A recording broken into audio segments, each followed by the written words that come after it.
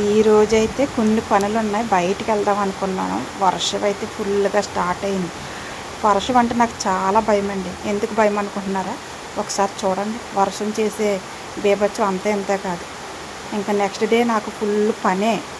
ఆ ఆకులన్నీ పడిపోయి, తుడుచుకొని మొత్తం చాలా చాలా భయం వర్షం అంటే. ఎందుకంటే వర్షం వస్తే ఇల్లులాగా ఉండదు. ఆ కాలువ కూడా ఫుల్‌గా నిండిపోద్ది. ఇల్లు కూడా చూసారా మొత్తం ముద్దయిపోద్దన్నమాట. అలా దాకలు పెట్టి, గిన్నెలు పెట్టి నుంచోడానికి ఒక పక్కన ప్లేస్ లేక ఎవరైనా వస్తే అనుకోకుండా ఒక చుట్టం కూడా వచ్చారండి పాపం.